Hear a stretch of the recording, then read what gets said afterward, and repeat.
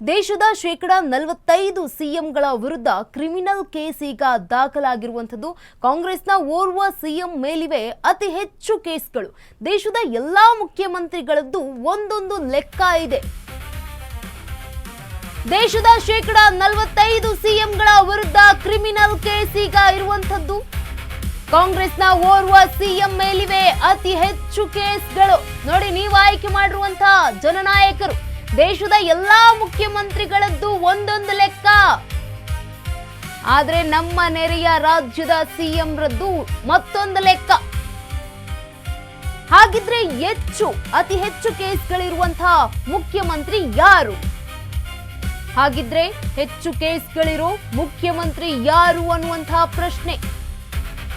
ನಮ್ಮ CM DK Shivakumar ಅವರ ಮೇಲೂ ಕೂಡ ಕೇಸ್ ಇದೆಯಂತೆ. ಎಷ್ಟಿದೆ ಹಾಗಿದ್ರೆ? ಇದು ನಿಮ್ಮ ಅಶ್ವವೇಗ ನ್ಯೂಸ್ನ ಬಿಗ್ ಎಕ್ಸ್ಕ್ಲೂಸಿವ್ ಸ್ಟೋರಿ ಆಗಿದೆ.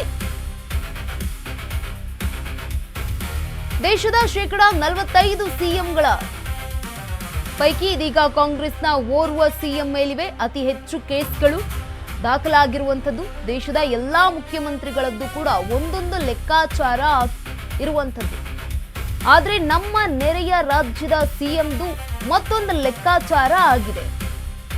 ಹಾಗಿದ್ರೆ ಹೆಚ್ಚು ಕೇಸ್ಗಳಿರುವಂತಹ ಮುಖ್ಯಮಂತ್ರಿ ಯಾರು ಅನ್ನುವಂತಹ ಪ್ರಶ್ನೆ ಇದ್ದೇ ಇರುತ್ತೆ. ಯಾರಾಗಿರಬಹುದು ಹೆಚ್ಚು ಕೇಸ್ಗಳಿರುವಂತಹ ಮುಖ್ಯಮಂತ್ರಿ ಯಾರು ಹಾಗಿದ್ರೆ ದೇಶದಲ್ಲಿ? ಈ ಒಂದು ಪ್ರಶ್ನೆ ಇರುವಂತದ್ದು.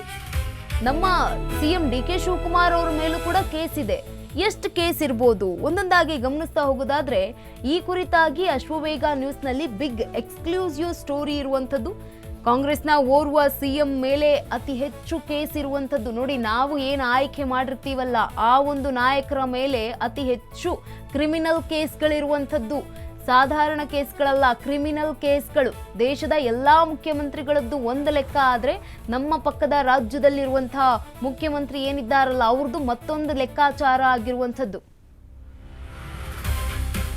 ಕರ್ನಾಟಕ ಸಿಎಂ ಸೇರಿ ದೇಶದ 14 ಸಿಎಂಗಳ ಮೇಲಿವೆ ಕೇಸ್ಗಳು. ಕ್ರಿಮಿನಲ್ ಮೊಕದ್ದಮೆ ಎದುರಿಸ್ತಾ ಇದ್ದಾರೆ 14 ಸಿಎಂಗಳು. ಶೇಕಡ 45ರಷ್ಟು ಸಿಎಂಗಳ ವಿರುದ್ಧ ಗಂಭೀರ ಪ್ರಕರಣಗಳಿರುವಂತದ್ದು. ಸ್ಫೋಟಕ ಮಾಹಿತಿ ಹೊರಹಾಕಿದ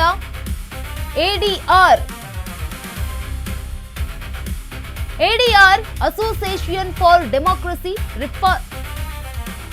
ತೆಲಂಗಾಣ ಸಿಎಂ ರೇವಂತ್ ರೆಡ್ಡಿ ಮೇಲಿವೆ ಅತಿ ಹೆಚ್ಚು ಕೇಸ್ಗಳು. 2ನೇ ಸ್ಥಾನದಲ್ಲಿದ್ದಾರೆ ಪಶ್ಚಿಮ ಬಂಗಾಳದ ಸುವೇಂದು ಅಧಿಕಾರಿ. ಇವರು ಬಿಜೆಪಿಯ ಸಿಎಂ. 3ನೇ ಸ್ಥಾನದಲ್ಲಿರುವಂತದ್ದು ನಮ್ಮ ಸಿಎಂ ಡಿಕೆ ಶಿವಕುಮಾರ್ ಅವರು.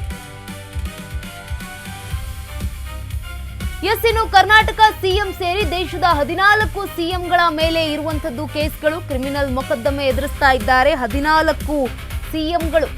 ಶೇಕಡ 45ರಷ್ಟು ಸಿಎಂಗಳ ವಿರುದ್ಧ ಗಂಭೀರ ಪ್ರಕರಣಗಳು ದಾಖಲಾಗಿರುವಂತದ್ದು. ಈ ಒಂದು ಸ್ಫೋಟಕ ಮಾಹಿತಿಯನ್ನ ಹೊರಹಾಕಿರುವಂತದ್ದು ಎಡಿಆರ್. ಹಾಗಿದ್ರೆ ಸಿಎಂಗಳ ಕ್ರಿಮಿನಲ್ ಕೇಸ್ಗಳು ಗಮನಿಸ್ತಾ ಹೋಗೋದಾದ್ರೆ, ರೇವಂತ್ ರೆಡ್ಡಿ ತೆಲಂಗಾಣ ಸಿಎಂ, ರಾಜ್ಯದ ಸಿಎಂ 89 ಕೇಸ್ಗಳಿವೆ, ಗಂಭೀರ ಪ್ರಕರಣಗಳು ಹಾಗೆ ಕ್ರಿಮಿನಲ್ ಪ್ರಕರಣಗಳು. ಇನ್ನ ಸುವೇಂದು ಅಧಿಕಾರಿ ಪಶ್ಚಿಮ ಬಂಗಾಳದ ಮುಖ್ಯಮಂತ್ರಿ ಆಗಿದ್ದಾರೆ. 29 ಕೇಸ್ಗಳು ಅವ್ರ ಮೇಲೆ ಇರುವಂತದ್ದು. ಮೊದಲು ಅವರು ಮಮತಾ ಬ್ಯಾನರ್ಜಿ ಅವರ ಪಕ್ಷದಲ್ಲಿದ್ರು.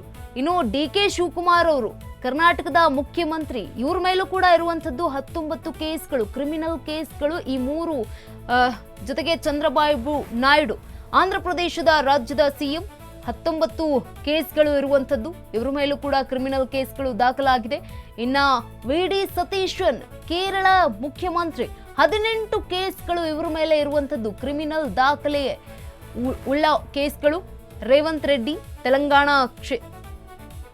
ರಾಜ್ಯದ ಸಿಎಂ, ಇವರ ಮೇಲೆ 89 ಕೇಸ್ಗಳು ದಾಖಲಾಗಿರುವಂತದ್ದು. ಮತ್ತು ಇನ್ನು ಸುವೇಂದು ಅಧಿಕಾರಿ ಪಶ್ಚಿಮ ಬಂಗಾಳದ ಸಿಎಂ ಆಗಿದ್ದಾರೆ. 29 ಕೇಸ್ಗಳು ಇವ್ರ ಮೇಲೂ ಕೂಡ ಇರುವಂತದ್ದು.